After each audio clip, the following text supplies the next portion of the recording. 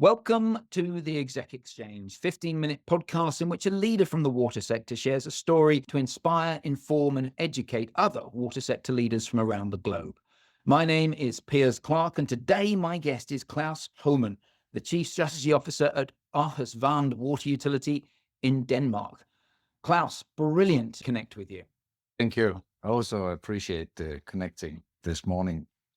Now, let's understand a bit about your background. So tell me, how long have you been with Aarhus Vand and what did you do before you joined the organization? I've been with Aarhus Vand now for 15 years, when Aarhus Vand was established as a limited company. And before that, I've had 19 years in consulting engineering. After that, I worked with organizational development, also education for a while. So I've sort of been transferred from engineering to people matter, organizational matters, and then back to utility. But my role is more strategic, the organizational development part, and trying to frame the change of Aarhus Vand over the last 15 years. Excellent. Well, now let's talk a bit about Aarhus Vand. Where is it? How many people do you serve? What sort of activities do you do? We have 240 people, and we do drinking water, wastewater, stormwater, which is the traditional part. But I think we actually created a clear purpose some years back, which is providing health through clean water for people and planet. And that shows a bit of the track and the development we have done from being a core utility, having a focus on efficiency when we were established to produce more or less 2% every year over a 10 to 15 years period. So that has been the drive of innovation and development, which the startup said, okay, it's not only about technology development, we also need to develop the organization, how we work together. So we learned that we need to grow, both in terms of mindset, in terms of services, but we also brought in business development, our global activities, and also our living labs, which also attract a kind of a customer or shared interest in development. You've arguably got the most fun job in the company, haven't you? Because you've got the playing with how do we make this organization better. Can we just also pin down exactly where you are? So you're in Denmark, you're 2-3 hours from Copenhagen, I believe. How many people do you serve? The location is correct. We are on the peninsula and we serve about 400,000 people in Aarhus. Aarhus is the second largest city in Denmark. And of course, size matters, but it also does when you are the size of 240 people and you have an important organization within an important municipality. So look at Aarhus and see next to the bay, beautiful place.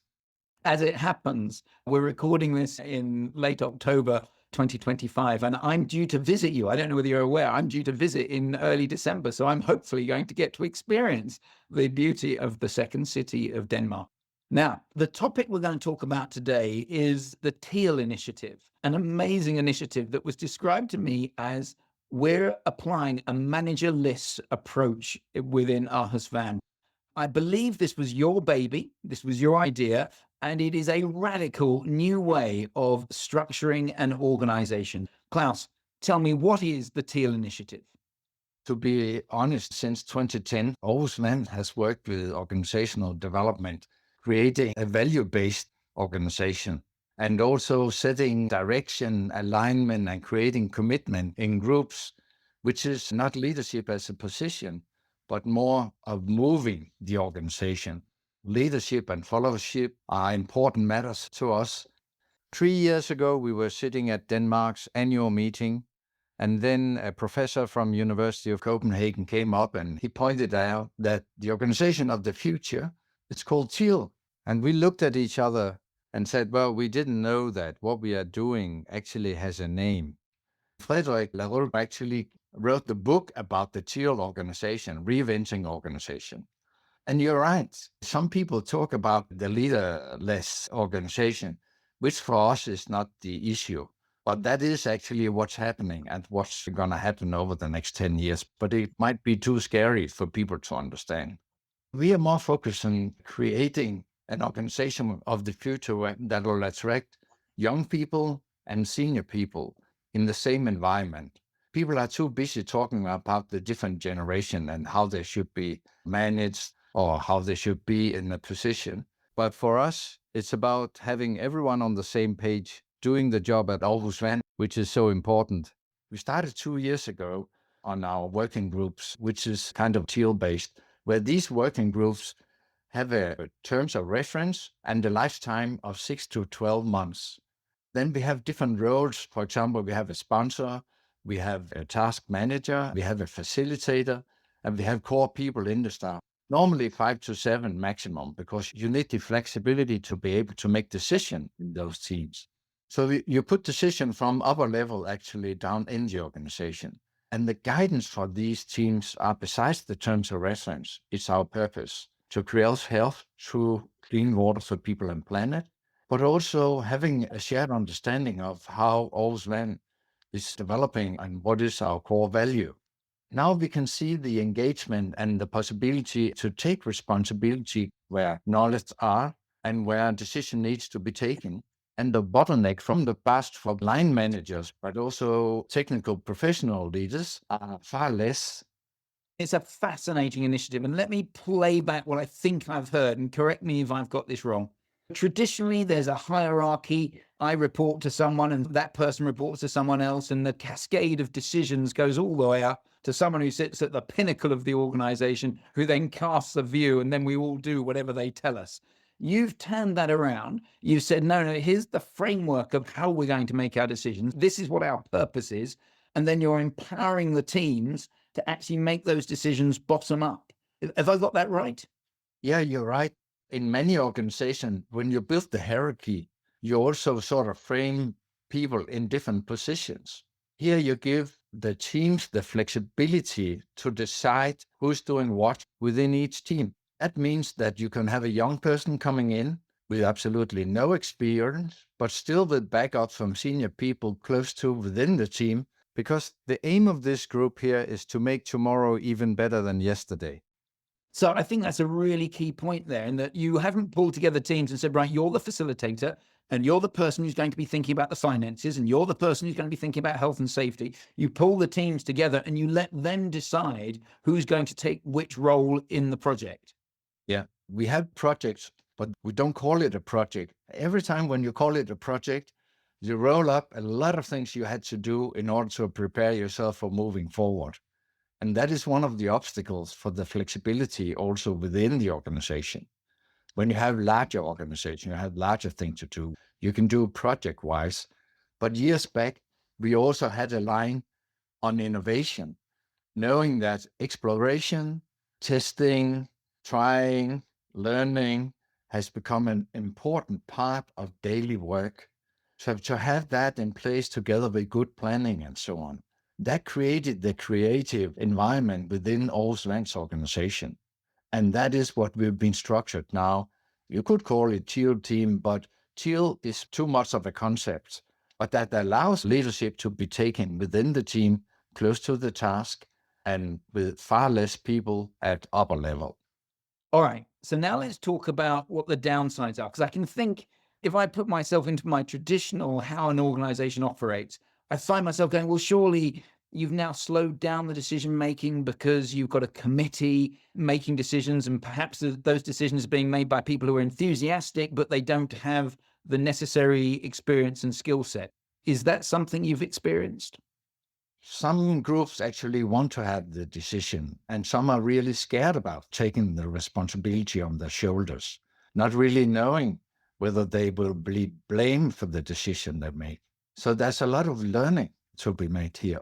Also, we have a kind of a counseling system, because it's not only that each working group must take decision, they can ask anyone within or outside the organization for an advice. So they actually build in the understanding of the decision they make within that working group, especially if it has effect on other part of the organization. So you could say there's a lot of framework around it that nurse this development, and it's taken step by step.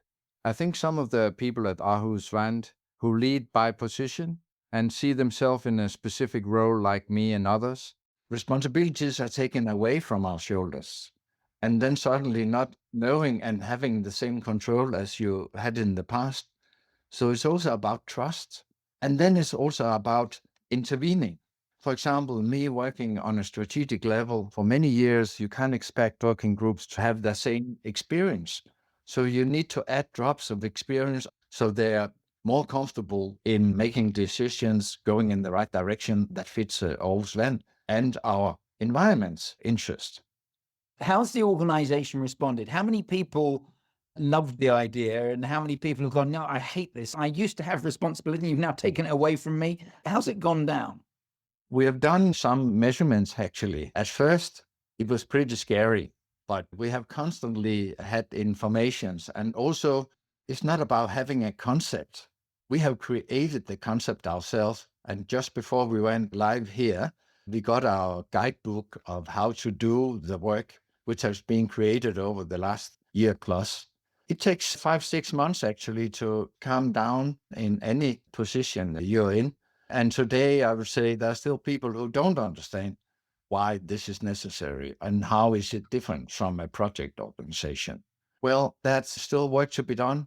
We don't expect this to be in place for a year and a half. It's a long-term development goal we set. And it will change as you bring new people in and they have to learn how you do things. It will be this constant process, won't it? Because you'll have refreshed blood coming in and people needing to learn this is how we make decisions in Aarhus Vand. If you had to list out the 3 key benefits that you saw from this approach, what would they be? I would say many people in the organization in the past were very much alone with that job. And when they were sick, went on holiday and so on, no one could take or carry the job. Today, there's a team around every job, meaning that you're not alone in your position. So we're much more strong in terms of flexibility and so on. And that gives you organizational resilience. Exactly. And motivation. I think when we pass the fear and anxiety and so on, and then you realize that this is real, I have influence on my job, then you sort of get the spirit to be engaged and motivated. I think people say that normally 2/3 of people in an organization are not really motivated. We can feel that engagement, not only because of this, but also because of this. Yeah, we all want to feel like we're turning up to work and empowered to do things, trusted to make a decision. And actually, this empowers people all the way through the organization. They're not just doing a transactional job, they're really contributing. All right, I've got it. Organizational resilience, motivation, and empowerment. What would be your 3rd benefit? I would say our flexibility to move direction in terms of Corona comes up, energy prices increases, a drought, a flood, an attack on our system, and so on. We have people ready to change and take responsibility when the task is defined within an hour, tomorrow, and so on. Not many organizations are able to have that response time. So we see it also because we're a utility that has breakdown and problems. We have firefighters, but this is a different kind of firefighters. It's actually to do the job and create what we need to do for the society. Excellent. Claus, I could talk to you for a long time about this initiative, and I wish you the absolute best. I love the fact that you're 2 years in and still seeing that it's another couple of years before you get to completion of what you want to achieve. We're running out of time, so let's finish with our usual final question of, Claus, if you could go back in time, if you could go back 40 years to when you were just starting your career, what advice would you give your younger self? I think my advice to myself should be more bold and take the risk that needs to be taken to follow your heart. You have been listening to the Exec Exchange with me, Piers Clark, and my guest today has been Claus Homann, the Chief Strategy Officer at Aarhus Vand Water Utility in Denmark, and we've been talking about the Teal Initiative. I hope you can join us next time. Thank you.